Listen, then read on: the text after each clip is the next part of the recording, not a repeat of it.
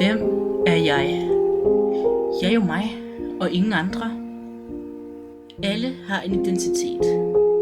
Jeg har min, og du har din. Alle identiteter er forskellige fra person til person. For eksempel, jeg er en dreng.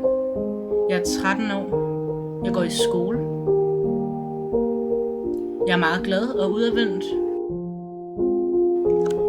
En identitet er med til at gøre dig til, hvem du er.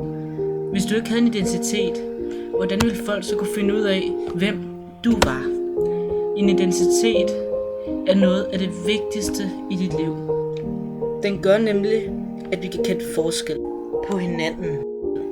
Hvis alle identiteter var ens, ville verden jo være et helt underligt sted at bo på.